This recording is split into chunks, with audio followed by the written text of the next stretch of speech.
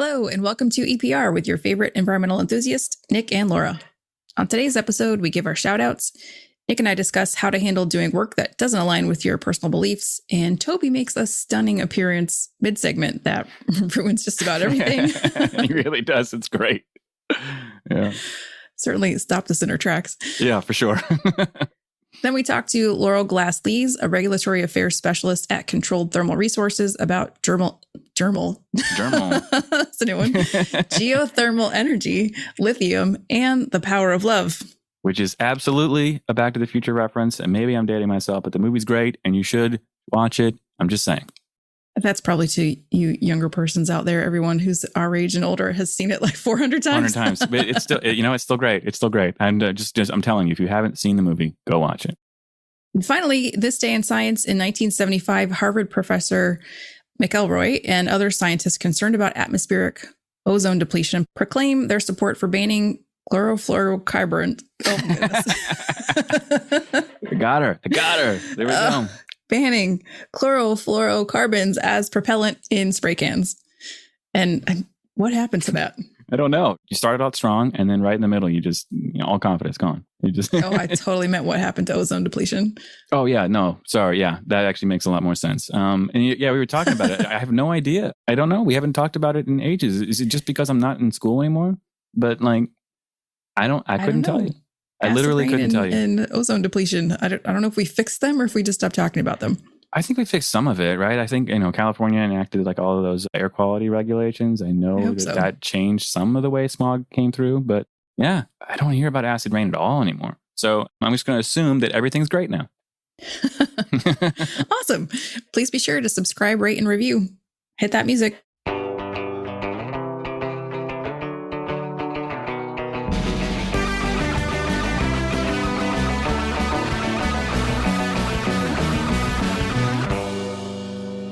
Today's shout out is a special one for us. I want to give a really big thank you to Betty Dahoney. She is the outgoing NAEP president, and she's just an all-around great person. She has been instrumental in, affecting a lot of really great positive change and really doing a lot of great, wonderful things from a leadership perspective. I mean, she exemplifies professionalism, determination, and support, which is what every great leader does. And we honestly can't thank her enough for her dedication to NAEP. Thank you, Betty, for everything you do. Be sure to share your promotions, new jobs, professional, and project awards with us here on the EPR website. If you would like to sponsor a future episode, head over to environmentalprofessionalsradio.com and check out our sponsor form for details. Let's get to our segment. Yeah. I don't know if you had to do, I had an awful job that the vegetarian vegan in me is like so disgusted by. Oh, wow. Okay. What was your job? It wasn't necessarily a job at that point, but it was for undergrad research credits. And I worked in the herp lab. Cool. And we were doing studies. Well, I wasn't. I was helping with someone who was doing studies on I think it's the southern fence lizard. Okay. Yep, that's the one. And another type of lizard, like the native lizards to Florida that are being moved out by the anoles. Yeah. And anyway, the fun part would be going out and hunting them and finding them. And then they would, of course, then be snatched from their natural habitat, which kills me. And then they would, I can't remember, like we ended up incubating their eggs. I don't remember how those were harvested or found or whatever. But then when the babies were born, to identify them, you had to cut off a certain finger or toe. Like that's how they were identified. Yeah. And I just did my little job as this is what I was told to do. But and don't get me wrong, at the time I hated it. It was like whatever. But good God, how gruesome. Like, can we find a different way to do this or just put them all in different cages or something? That part of like being an environmental scientist where some people think like it's all for the greater good of science. Yeah. I don't agree. So I don't even know how I ever even got myself to do something like that. Yeah. But I mean, like I say, we all have challenges, with what we do sometimes. And I mean, I think with the lizards, the thing, how you justify it is like they regenerate. Yeah. and so they're likely going to lose toes in the natural habitat. Sorry. Toby. Toby has taken center stage on Laura's screen, and he is very, very much disapproves of what. He's like, you did what? Yeah. Oh my God. For you guys listening, the podcast just decided to like. Oh, here he is. Yeah, Green. there he is. Yeah. Just raise his head ever so slowly and look sternly into the camera. It was perfect. It was like, just like a what movie. did you say you just gosh. did? Yeah. Yeah. This is not okay, Laura, is what he was saying. Right? Oh my gosh. That was amazing. Well, yeah. But so how about you? Like, did you... Like stuff that, yeah. Well, I mean, so my graduate research was with box turtles, right? And we did have an identification system, which was, it's typically just, filing out a notch in the shell. Right. But one of my, I guess the lead for the project actually had a drill, and he would drill holes in it because it's really, but it's the same kind of thing. It's like cutting your fingernails, and it's like, it sounds way worse than I know, right? But like, it's one of those things because like you can get a chip in the shell naturally that looks like a mark. And so he would be like, well, this way, there's nothing that's going to look like this. And so you could tell turtles apart that way. Right. It's still kind of traumatizing. The really scary part for me, the really, really tough part was, part of what I did was take blood from box turtles, right? And so I had to literally try to open up a turtle that wants nothing to do with you, hope it doesn't pee on me, and then stab it in the, at the base of the neck and pull out blood. And that's not easy. So, I'm like I felt like a nurse on day one, like the first day where you're supposed to draw blood from people, and I'm just missing everywhere. God. I'm so sorry. It's my first day. I don't know why. So that was always stressful for me. Like I just felt so bad for, I'm like, I'm so sorry. I know the torture we do on these animals for the name of science. It's crazy. It's all for the greater good. But can you imagine like if aliens showed up here and we're like, we're just taking some blood samples. Yeah, I know, right? Don't mind us drilling into your whatever. It's going to grow back. It's cool. Don't worry. We're just going to take the tips of your fingers. You still have the rest of them. Right? Oh, God. I know. And, I think like too, when you have something that you have to do, like there's stuff you learn as you go, right? You get better at understanding the things that really mean something to you. So when like, Laura now versus Laura when she's in school, they're two different people. And so a lot of times I think when we grow, we just prioritize what's actually important to us. We know, and then we are able to stand up about it or stand up for it better the older we get, because you just care a little bit less about what other people think, and you care more about for sure living my best life. This is the only one we got. So you have to do what's right for you. Right. And I think that takes very deep understanding of what your values are and what's important to you and not compromising them. And I think that's where regrets come from for the most part, is that place where we go and we're like, well, just this one time, or in the name of science or whatever. And the younger I think you can figure that out, the happier you're going to be. Yeah, I know. Right. And there are people that like just already have that. I know. It's awesome. They're the worst. But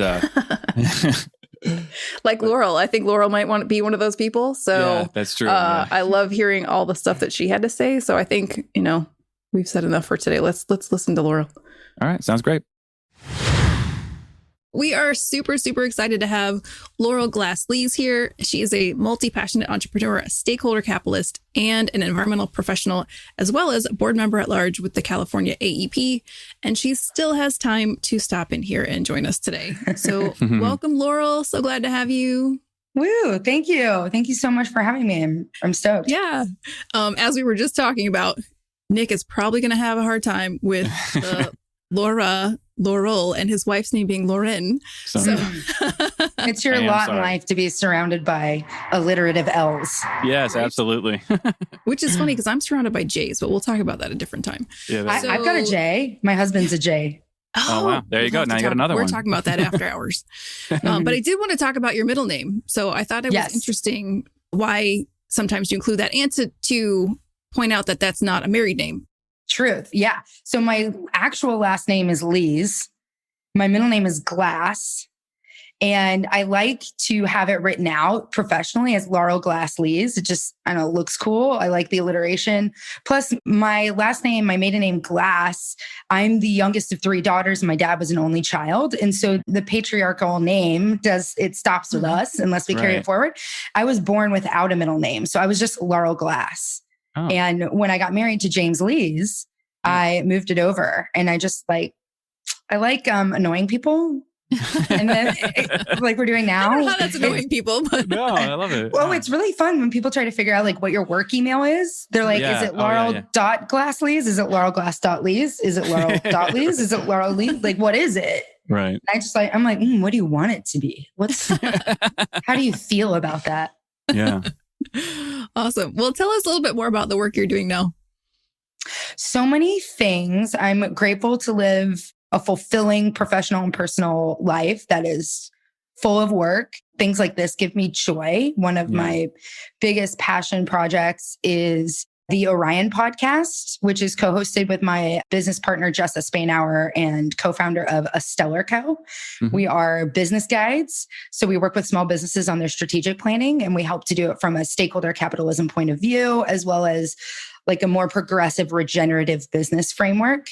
Our tagline is do business without being a blank, like D blank, blank, blank, blank. Right. And we like to say that we're guiding the conscious economy. So our Orion podcast is to connect the knowledge and resources that people want to help drive a more conscious form of capitalism. So we focus on a lot of business leadership and thought leadership around a regenerative economy or a conscious, authentic leadership. And Jessa, I mentioned I'm married to James, spouse. Yeah. Well, I say I'm buried or business married to Jessa. Right. We're 50-50. Yeah. And then when I'm not doing that, my main source of income, the bigger income generator for me is I'm an executive at a company called Controlled Thermal Resources. Yeah. Which we're developing a geothermal power project and a lithium plus other minerals mining facility at the southern end of the Salton Sea in Southern California. And so interesting. Yeah. Oh, I'm so excited about this. I got this job right before COVID lockdown. Oh, wow. Yeah, when my spouse and everyone else I know and loved lost their jobs. I was hired on at CTR, and I probably don't tell them this enough, but I love them and I'm so grateful because they've expanded my life so that I can do these things. And it's a shared added value between the company and me. And they're so supportive of everything. It just feels really good. Yeah. Can you tell us a little bit about that project? So it's geothermal lithium, California Lithium Valley. How did that get started? Yes. So back around 2013-ish, Rod, our CEO of CTR, secured a leasehold on some property at the southern end of the Salton Sea because it's a known geothermal resource. There are other existing geothermal power plants out here by Berkshire Hathaway, Cal Energy, folks like that. So it's a well-known, well-studied, established industry. And basically what it is it's an underground brine, hot water, hot water. Yeah.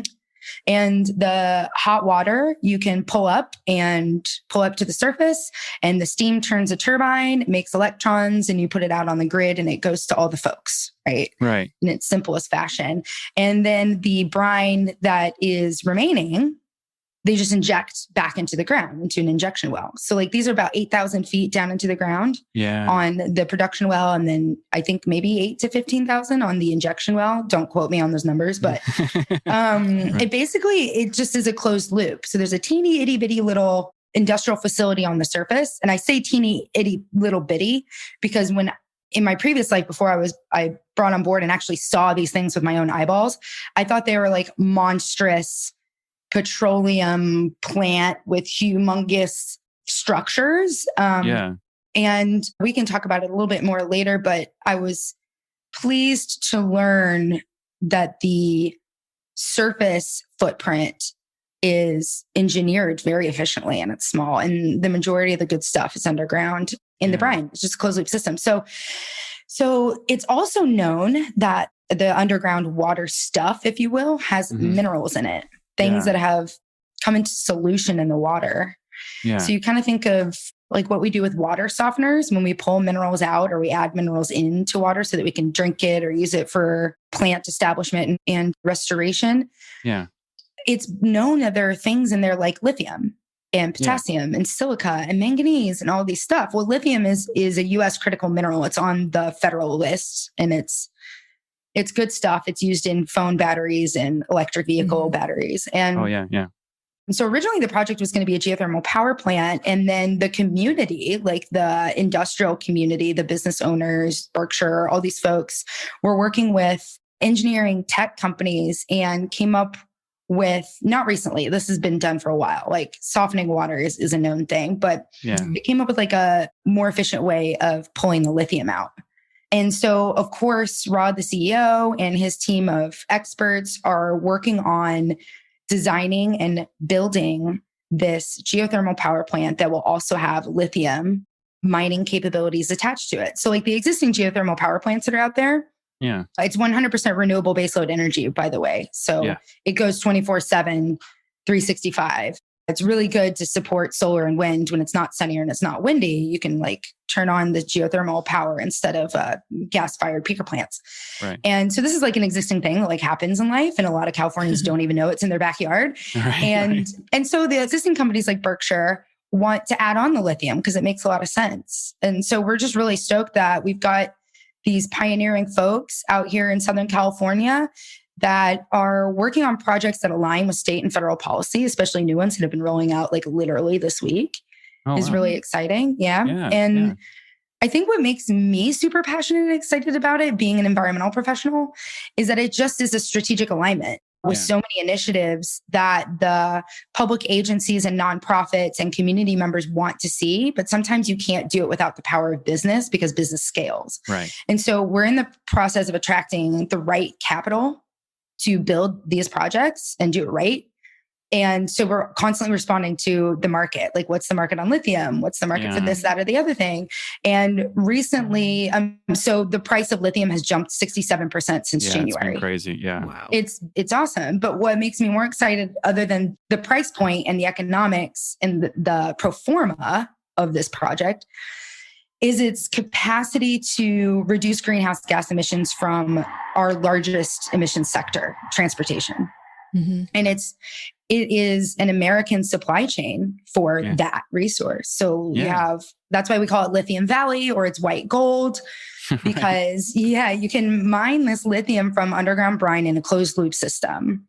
Wow. The other ways of mining lithium, like in South America, are these massive thousands of acres of evaporation ponds. Yeah. Oh, wow. Just to put that in people's minds, it's like a big landscape that you need.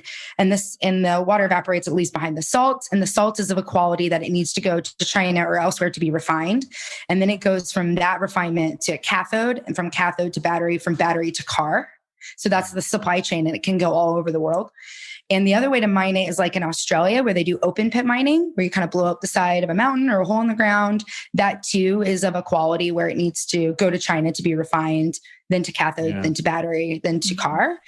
We have the potential and the capacity out here in Lithium Valley to completely reshore the entire supply chain, including American-made electric vehicles. So you can mine the lithium here in Lithium Valley. It is of a high quality where it doesn't need to be refined. It could go straight to cathode. So you've like chopped out that complexity and enhanced your supply chain efficiency in that regard. And if somebody wants to come out here and build a cathode plant or battery manufacturing plant, then we can do that whole process. And then we can work with American-made electric vehicles and have an entire American supply chain for this solution to greenhouse gas emissions from the transportation sector. Yeah. Wow. And help meet our like extravagant, very lofty California goals for carbon neutrality. How, is Lithium Valley, it feels like being on the East Coast that California is, further away than it is. And is Lithium Valley, it's a place that's been here a while, like people know it's there. And then like, how do they find where to pull the lithium from? So it's kind of like the name Lithium Valley. I like it because it's kind of a play on Silicon Valley, when the tech startup world, and we had a big boom and we're like so proud of ourselves. Well, we're like so proud of this region. And Lithium Valley itself is kind of a name for the region in Imperial County and a little bit of Riverside County where the Salton Sea is. So this is, if you know where San Diego County is in California, it sits on top of Mexico and it's really big. San Diego County is, I think, one of the largest in the United States. Fun fact, it has the highest abundancy and diversity of organisms in the United States. It does. And so Imperial County sits right to the east of it.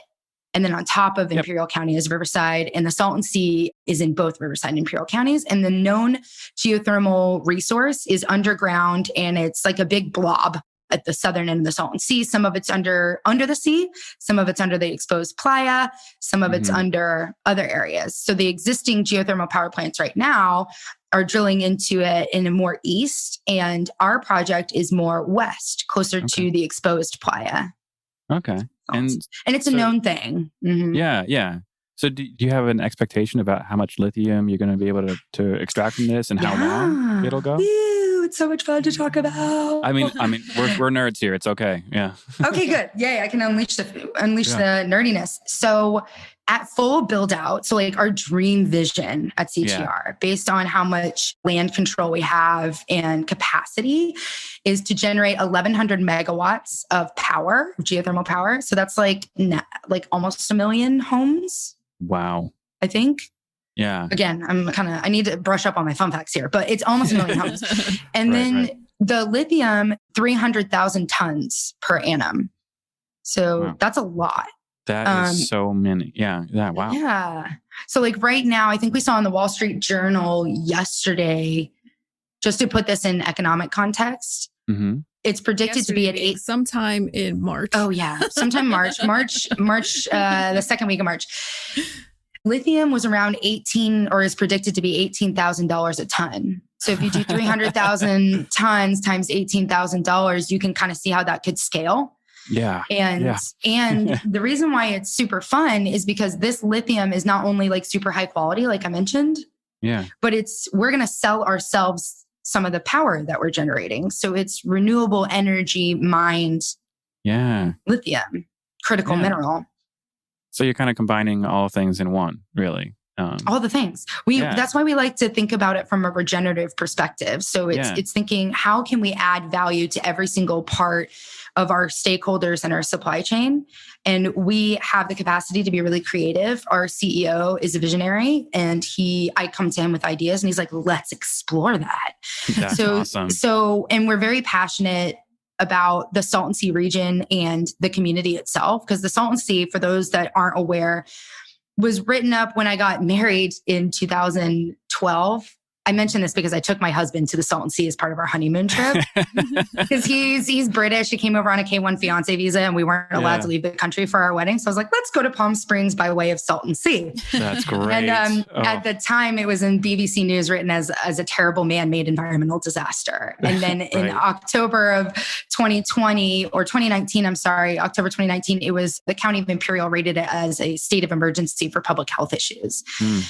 It is really dusty. It's the desert, and there's a lot of sediment that gets blown up in the air. And the community is 80% Hispanic at a 28% unemployment rate, and the 90th percentile for cardiovascular disease, and 15,000 children with asthma.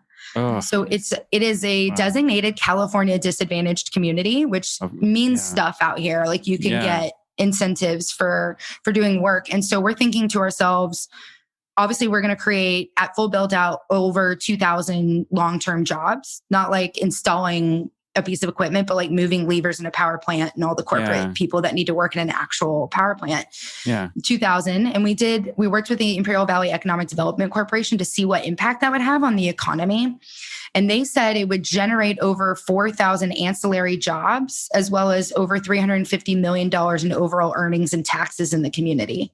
So for every $1 spent or generated by our company, it generates 1.23. And then the other part of it is we really care about the people. And when you care about the people, you care about what they're breathing, what they're drinking, what they're eating. And that is your physical environment. I don't need to tell environmental professionals this, but it is so habitat restoration, not just compensatory mitigation for on-site impacts. Like our plan is to be fully self-mitigating with on-site mitigation.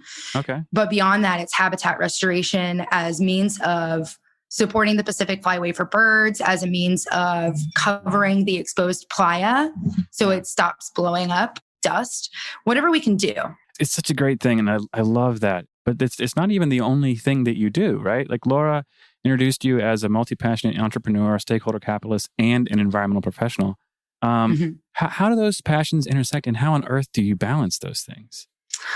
Well, life is interconnected. Yeah. We are all one. I believe in the Dr. Bronner's philosophy, the all one mindset. So nothing that any of us does but affects us all. So all of the work that I do professionally is personal growth, development, spiritual enhancement, enlightenment, all those things. It's all connected. So when I do the environmental professional work, it is an added value to my business guides work in strategic planning. It's an added value to developing land at CTR. And it's an added value to just any stakeholder that touches all of our businesses. I started as an environmental professional about 13 years ago because I really wanted to, quote unquote, save the planet. You know, I watched environments change over time. I used to scuba dive in this area of the Cayman Islands called Cemetery Reef. And it used to be teeming with life and seahorses. And over the years, my dad and I would scuba dive and snorkel out there. And I would just, over time, you'd see there's no seahorses, the octopus are gone, the coral is bleached. And I was just like, this, my wild jungle ecosystem life where I get to just sit in the water and stare at things emerging and like these magnificent polychaete worms and all these crazy things weren't there anymore. And I was like, I must save. I must fix this problem. And then when you go about your environmental professional career, you become a consultant, you're in the compliance sector, you realize that compliance and incentives are very different, that public agencies have a role, nonprofits have a role, business scales, everybody has a role. And then you start to see the literal interconnectedness of everything. Greenhouse gas emissions from vehicles and mobility affects the quality of life, where people can live, density, where does density go? If I put density in the cities, does that mean I protect the rural communities? But then do they have to drive, which creates more GHG, which how do we plan our mobility? And it could go on and on and on and on. So like overall, like planning in my life, there's John Nolan, who wrote the first plan for San Diego, said there's a place for everything and everything in its place. And that's what I see. An ecosystem functions in that way. There's no waste. Everything is reused. It's a fully regenerative system. And so if you were to look at urban communities and human beings, if we're all in right relationship with each other, right relationship with our environment, we're continuously adding value and expanding together with everyone in the right place and a place for everyone. Yeah, that's awesome. You talked about your interest in the environment, where it came from. How did you connect that and turn that into a career? Oh, this was 2008, the Great Recession. I graduated from University of San Diego with an environmental studies degree and economics minor, and no one would hire me. I was either overqualified or underqualified for everything. And I'm not saying woe is me. For those of you who aren't making an assumption, I am a white woman. And I have a lot of privilege in that regard, just by my sheer existence. And going to University of San Diego had a lot of privileged doors and could not get a job. So I just had enough. And I called everyone and I emailed them and I was like, I will literally do anything. I'm a person that comes from a place of yes. Like all I want to do is take care of the environment. How do I do that? Please help me. And this company called AMEC Earth and Environmental, which became AMEC Environment Infrastructure, which became AMEC Foster Wheeler, which is now Wood.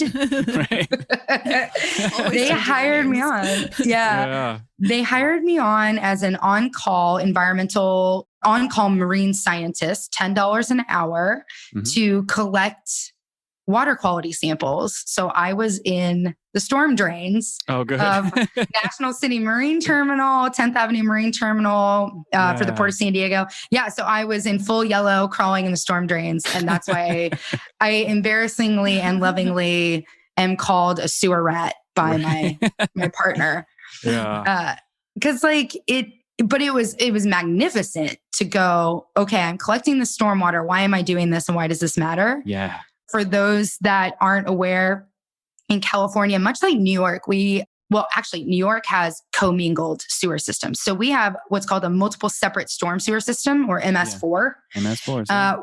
our stormwater, it very rarely rains. So anything that's on the road, such as zinc from your tires, oil and grease from your car, jet fuel dust that rains down from the flyway for planes, any contaminants and pollutants and heavy metals builds up on the roads, then it rains, and the stormwater carries all of that stuff into the storm sewer system. Now you'd think gross, firstly, right? Like cigarette butts, plastic, oil and grease, all those things. Well, it doesn't get treated in California. It goes straight into the ocean. And oftentimes the storm drains are right at the shoreline. And we are known for our surfers, and our surf is outstanding. Yeah. What happens in a rain event is when I collected these water quality samples and you analyze them and you send them to a lab and you get it back, you see the disgustingness, like the fecal coliform, the oil and grease, heavy metals. It's gnarly. And so that's why they tell you to not go in the water for 3 days after it rains in California. Oh my gosh. Yeah, because you get hepatitis. Ugh, and we had a hepatitis outbreak a few years ago, not just because of stormwater quality, but also because we have a homeless population that lives at the beach, and we were not taking care of them, and they were not taking care of the environment. And so the environment was not taking care of us. Yeah. So I learned about that and was horrified, and just kept saying yes to any projects that came my way at AMEC. And I had a phenomenal mentor, Barry Snyder, who said, whenever there's a professional organization that gives you an opportunity to participate or engage in the environmental professional community, consider saying yes. I know you come from a place of yes, like give it a go. Absolutely. Yeah. Yep. So I not only said yes to all the marine science work, we worked at Scripps Institution of Oceanography, collecting water quality samples there to understand the impacts on the local area of special biological significance in La Jolla, which, just sidebar fun fact, it's an underwater submarine canyon that's teeming with life. It's like an underwater forest, the kelp forest over there. Like, Awesome. Yeah. That's awesome. And so it's super special, and the ecosystem there is super special. And so we monitor the water quality there because it is special and protected. Yeah, of course. Of course. So I was doing that and learning a lot about how the marine micro and macro fauna affect, and the water column affect pollution in the water, and how pollution in the water affects climate, and just the circular nature of the ecosystem and how it affects everything. And I just said yes to every single project that came my way. And then when the San Diego chapter of the Association of Environmental Professionals were looking for a newsletter editor, I said yes. And there was a big pivotal moment that changed the game for me. President Obama came out with the American Reinvestment and Recovery Act of 2008, which was an economic stimulus package to provide funding specifically for priority capital improvement projects. So roads, bridges, culverts, those sorts of things. And so AMEC at the time had a long-term on-call environmental services contract with the County of San Diego to perform environmental consulting work for CEQA, NEPA, and Clean Water Act, Clean Air Act permitting, all the environmental land use permitting stuff. And the County of San Diego, in the Public Works Environmental Services Unit, needed a junior planner that they could like boss around and help support the incoming ARRA applications and review them and apply for grants and apply for stimulus. So so I was like, yes.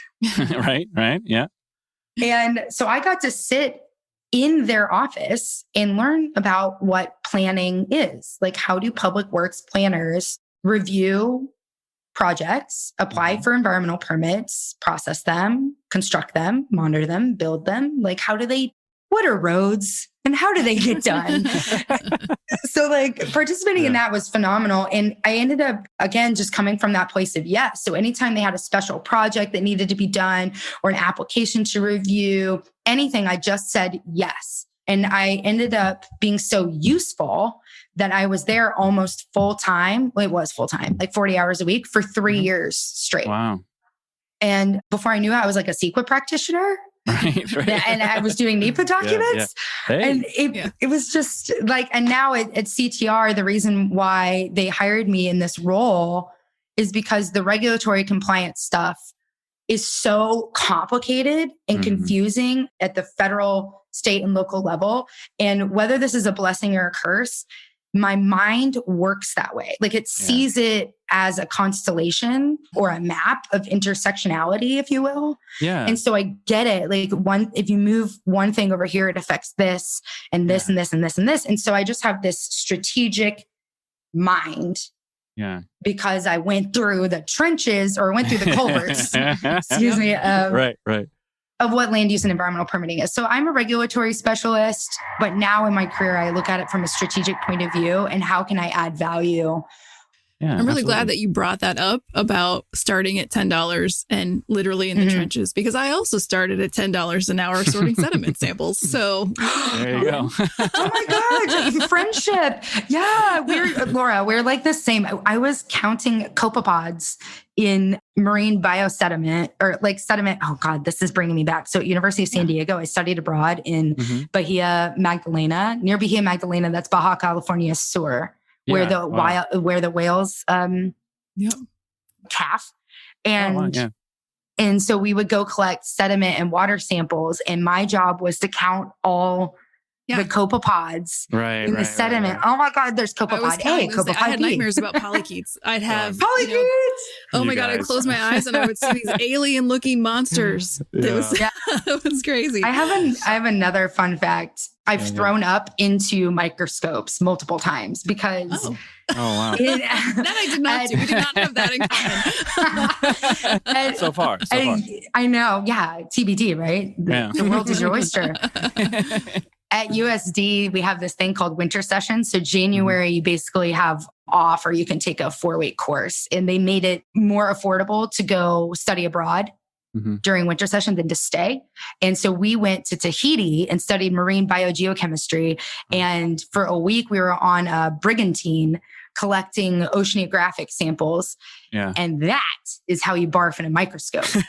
When you have, you're counting plankton. In case you wanted to know, like diatoms and dinoflagellates under a microscope look like you're on serious psychedelic drugs. Yeah, absolutely. And you're swaying back and forth in the open ocean. Yeah. Yeah, I've not had that experience. That would do it. Gosh, I have to say it. It's you mentioned calving. So we were talking about baby whales, and the thing we spent the past 5 minutes on is the nightmares that you see in the water. That's how you know it's a nerdy podcast. I love that. It's so great. From the micro to the macro. Yeah. People listening need to understand you got to start somewhere. Many young people are like, this job doesn't pay enough. It's an internship and it only pays $20 an hour. Like, I'm sorry. Get it, girl. Started somewhere. Yeah, seriously. Yeah, go for it. Give it a go. I think that is a takeaway for the listeners is that was like, it was $10 an hour on call, no benefits. Right, exactly. Yeah. And worth it. So like the finances are not your only metric of success. The human relationships that I formed and covet and cherish to this day. Like Barry Snyder, start of it all. And like one of my first bosses, Ryan Binns, who's now at Harrison Associates. These are people that to this day are supporting me. They are AEP and NAEP are a network of like-minded individuals and professionals that you can call on for support personally, professionally, and for technical expertise. Yes, exactly. And I do not hesitate to do that because when you take on a job and you give it a go and you give it your all, you show up 100% for your role, the world will unfold. Yeah. I just got chills. Just let it happen. Did anybody else just get chills? Because I just got chills. I don't know.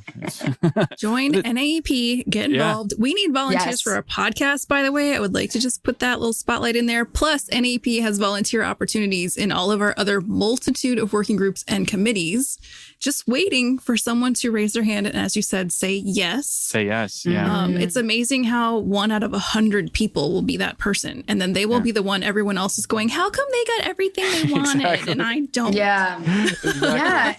And it's like my mantra in my marriage is yes and love. So if we come to something, we get really stuck on it. So like there's this job opportunity, this volunteer opportunity, this committee opportunity, and I'm stuck on it. I'm going, what is this commitment I'm getting myself into? Go, yes, this is going to be for the highest good. And I'm going to build upon that and maximize it and optimize it for myself, for my relationships, and for my career. And I'm going to come at it every single time there's an opportunity to choose fear or love, I'm going to choose love. Yes. And love. And then like, even if things go wrong, quote unquote wrong, it's actually right. Yeah. Right. Everything's an experience. Absolutely. You learn something every time. It's going to feel really good. And like the people there, even if you're an introvert, clearly I'm not, I'm an extrovert, but What? if you're if you're an introvert, these human connections are so critical, even if there's only one or two. We know this is super important to you. So we did want to give you the floor for just a minute to talk about your free spirit self and, whatever you want to talk about. Yeah, it's a lot. You can tell I live in California because I'm woo-woo. There's like a confluence. Not us. Yeah, we didn't say I own it. I own it. I am stepping into the woo-woo and shining. It's a good quote. I've been through a lot of peaks and valleys professionally and personally. And one specific I can mention is at the AEP conference in Monterey, I had a panic attack. And I didn't know what a panic attack was. I was like laying in the bed, calming down. Like I was in a perfectly calm state. I'm laying down and I'm getting ready to go out for the evening's activities for the conference in Monterey. And it's beautiful. And all of a sudden my arms and my hands cramp up. They look like claws and I can't feel my legs and I can't really feel my hands or my arms. And my AEP friend, professional woman I respect so deeply saved me. She had to bust in my hotel room, put clothes on me because I was not clothed and take me to the hospital where the people walked me through the day and asked me questions. And it came to a realization that I was totally and completely overwhelmed, that this was a panic attack and I was burnt out. But I didn't know that I felt that way because I had been masking it with things like alcohol, caffeine, food, work. So putting the pedal to the metal and not feeling anything, but doing really well at work, like saying yes to everything, absolutely. right? So here's your cautionary tale of saying yes to everything. You have to do it with respect to yourself. Exactly. And so it really woke me up to the fact that I was asleep at the wheel and not feeling anything. And I had a couple family fallouts, like personal things where I was like, oh man, my life, like I'm making a lot of money. I'm doing really well. I've got fulfilling work life. I was not behaving to my authentic self. So I explored a lot of different modalities for healing. And one of the biggest ones I did was a human business intelligence assessment with this group at XQ Innovation in Orange County. And they helped me realize that I'm an entrepreneur. And some of my frustrations and anger and resentment was that I see the vision. I know the steps that it takes to get to that vision. People aren't going fast enough. They're not listening to me and they're not doing what I want. And that's because I'm not the boss. Right. And so to live a happier, fulfilling life, I need to step into my bosshood and launch a business. And so that's what I did. Yeah. And it's another one of our parallels. See, you're a boss. Yeah. And meeting Jessa and launching a Stellar Co., I like to call my spiritual practice and my healing, because things that come through that self-awareness, cultivating right relationships with the human environment as well as our physical environment, and applying that to the economy so that we can make good profit, like ethical monies, is my healing. That's my purpose. That's my passion. And so I explore other things like psychedelics for unblocking my heart, because some of my coping mechanisms, like drinking alcohol and caffeine and everything, was to block it all and to like harden it and cover it up. And you don't really have that control when you're on different legal modalities, by the way, like legal psychedelics. Like these are legal everywhere. And ketamine, for example, is the one I used. And it just unlocked my heart and allowed me to address my fears and address my anxieties in a safe space. And now I'm not scared of anything. Like I'm just not. And so I don't come at things from, I'm going to fight you, argue you, win, like that. Like I kind of learned that my Enneagram personality type, my type 8, I'm the challenger. And if I'm unhealthy, I'm Donald J. Trump. And if I'm healthy, I'm Martin Luther King Jr. So I'm either channeling Martin or Donald, and it's a daily choice I can make. Right. Yeah. through self-care. And so that's my like stepping in to be a cosmic mother where I am free to birth ideas, potentially birth humans, like co-create life and ideas on a free-flowing basis. It requires one to constantly be in the pursuit of self-awareness, expansion of consciousness, self-care, and coming from a place of true love. Like, I love you, Laura. I love you, Nic. Thank you for having me kind of place. I love you back. And we just met, so hey, let's slow down a little bit, okay? No, I'm just kidding. I'm kidding. But no, I really Come on, Nic, I love unlock yourself. that. Unlock it. I was just getting ready to say the thing that really touches to me. You know, like I've gone through those same things, and I think, you know, as a kid, just like simple things like saying I love you, I love my brother, I love, you know, people in my life that I love lamp. I love lamp. Yeah. I love pizza. I love lamp. Oh, that's great. Great reference, by the way. It's just one of those things that takes a long time. And so often we hide you're exactly right. We hide behind other things because we're not saying, I love you, Laurel. Right. Yes. You're saying, thank you, Nic. I love you. Right. And so it's still, it's a work in progress too, I think. You know, it's never like, you're like, I know what's wrong. I am automatically better, you know, and there's always a spectrum. And I think it's such a good thing for you to bring up. And I hate to say we're running out of time, but we are. And so is there anything else that you want to talk about or anything else you want to share with the audience? Yes. I want individuals in the environmental profession and everyone that's listening to consider a new way of living your life so that you can exceed your own expectations and just like enjoy your human trip on Earth, right? Yeah. And one of the newest tools that has expanded my life is a thing called cycle syncing. And it's really helpful for men and women. We're all on the 24-hour circadian rhythm with the sun. So we eat and sleep and all those things with the 24-hour clock. And that's how our society was set up. Men and your hormones are synced to that really well.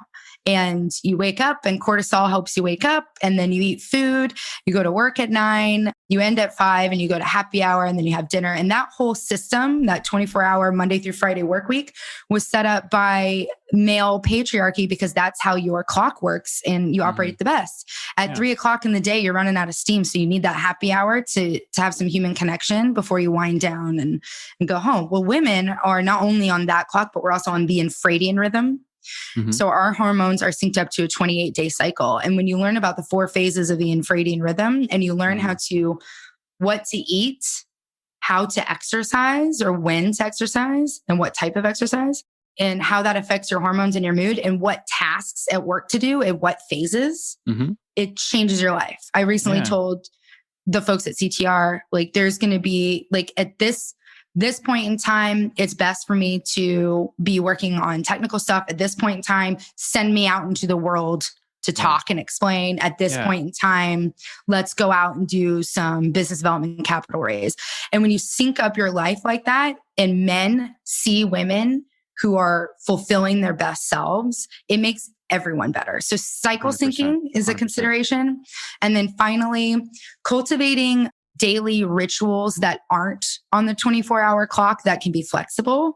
I've found that a daily ritual, no matter what times it happens in the day, maybe it's early, maybe it's later, but above all things, I first take care of myself. So I plan first, what am I going to do to love Laurel? Second, what am I going to do to take care of my human relationships? I love you. I love Laura. I love Nic. I love James. I love Lamp. How am I taking care of all these relationships? And then you take care of your career. In that order. So self, relationships, career, and the abundance, the profit, the performance, the tasks, the productivity, everything flows. That's a flow state. So cycle syncing and daily routines to reach your flow state. Is what I want everyone to consider. That's such a great point. And thank you so much for being here. Like I said, I wish we could talk longer, but please do check her out. Laurel Lees, thank you so much for being here.